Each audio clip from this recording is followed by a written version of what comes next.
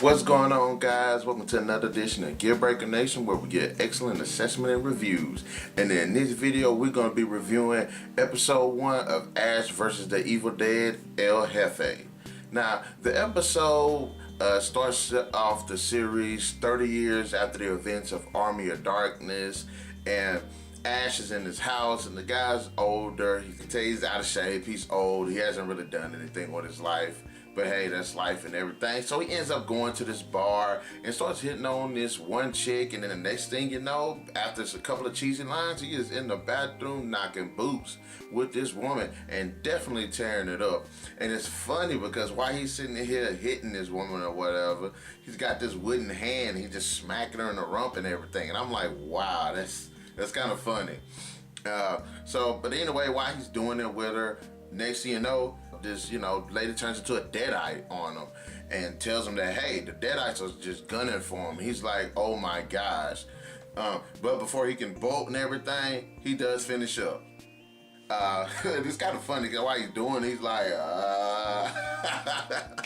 Okay, next scene, he goes home and he's trying to figure out how in the hell the deadites are sitting here just messing with him all of a sudden. He has the book secured. There's no way that I ship it back, right? So he ends up remembering that he got really stoned with this young woman, and he ends up reading from the book, trying to impress this chick, thinking it's poetry.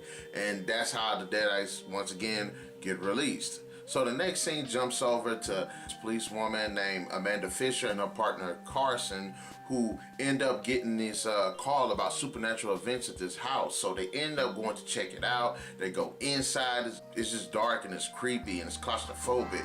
Oh, there go my phone. So they go and they check it out. Next thing you know, the same girl that you seen that that Ash had been smoking pot with, or whatever the hell he was doing, she is right there just kind of crying and in the corner and everything. And then she's trying to talk, and then she turns into a freaking deadite. And it's really good how the practical effects on this was really good, because it's like her arms like twisted around, and then her hair twisted around too, and then the lights went out, and then she was gone, and we get this really badass sequence where these two are trying to defend themselves against this woman. And while she's a deadite and everything, Carson ends up getting killed, and he gets killed in a pretty fucked up way. I mean, the chick like hit him and he flew into a pair of antlers on the wall, and it's like, wow. But Amanda ends up damn near dying, but she ends up killing the girl that was a deadite, then has to deal with Carson, who after he's dead becomes a deadite himself.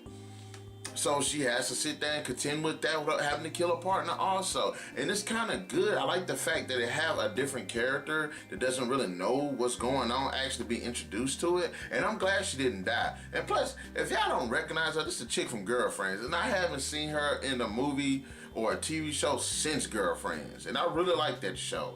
So I'm hoping she does good on her. I'm glad she survived. The next scene, you got Ash getting ready to dip out and everything, and he tells his neighbor that he's about to leave, but he has to go get his paycheck. So when he get ready to leave, this old lady that's his neighbor is talking to her. Next, she turns out into a deadite on him. But then after he like freaks out for a second, she turns back normal. So he goes to go get his paycheck, and he can't get his paycheck because the guy there is basically forcing him to work for the day. So it's that part was kind of funny to me too. He's getting ready to sit here and leave because all hell's about to break loose and he has to work to get his last paycheck. It was just freaking awesome. But then the episode ends up introducing us to Pablo, who actually is one of Ash's few friends, if not his only friend, that actually looks up to Ash. Seems like a pretty cool kid. The guy's actually got a bit of personality to him. He's young. He seems enthusiastic. I really like his character. And while he's there, we also get introduced to a new girl there named Kelly that is Pablo's friend, but Pablo kind of likes her. You can kind of tell through the chemistry, dialogue and stuff between the two. But Ash ends up flirting with her, and he throws this cheesy ass line talking about some I can't remember exactly, I'm paraphrasing, but it was something to the effect of, you're gonna wish that you could get with me because I'm that cool, or something like that. But anyway, so this guy the boss guy tells Ash to go put these light bulbs in the back, and of course Ash just trashes all the light bulbs. It was pretty funny. So he goes to the back to go, I don't know, get some more light bulbs, and they got these dolls back there. And next thing you know, one of the Deadites possesses a doll and just starts fucking this dude up. I was laughing so hard. It was so retarded. But before the thing could, I guess, finish him off or whatever, Pablo comes in and basically saves Ash's life. And then next you know, Ash sits here and tells Pablo about the Book of the Dead, and shit's about to get real and everything. But then Kelly ends up getting a call from her father, ends up saying that her dead mother had returned. Ash ends up dipping out. Pablo goes with Kelly to go talk to Ash about what's going on. But and next thing you know, the spirit thing that be like flying over everything goes and affects their boss, I guess. So anyways, Ash is at the house, he's getting ready to dip set. Next thing you know, Kelly and Pablo come to get his help to see what the situation is with Kelly's mother, with dead mother and father, with more on the end of the father. So next thing you know, his neighbors end up attacking. They end up killing one, but then the old lady comes into the freaking trailer that they in, and we get one of the most, not only the most badass fights.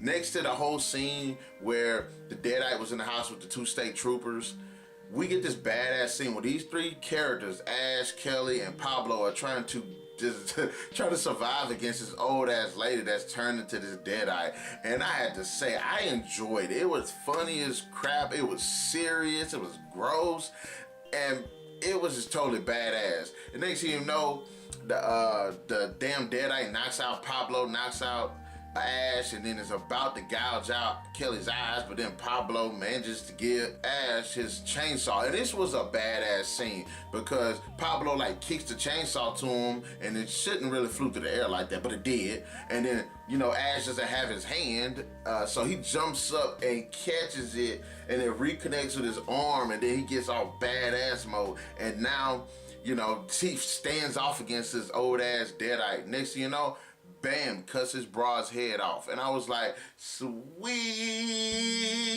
So the episode ends where Ash basically just decided not to run anymore, that he's like, okay, I guess this is my destiny to sit here and put this evil back into this book for good and to be the savior of mankind, I guess. I gotta say, you know, in the end, this was a really entertaining episode. I was really worried about a series being made for the movies, but this first episode was beast as hell.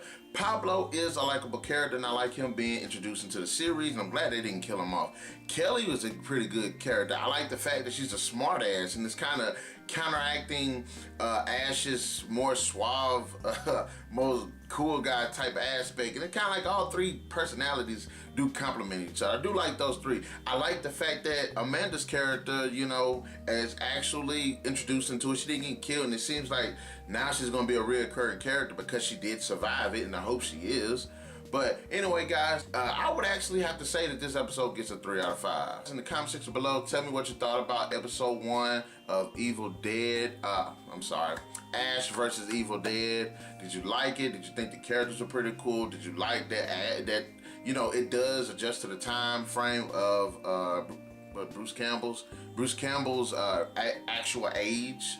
And tell me, what did you think about how the Deadites were presented? It was a bit more serious than the previous incarnation. So remember, guys, to like, share, and subscribe. And I guess I'll catch you guys in the next edition of Gear Breaker Nation. And remember, keep those gears turning.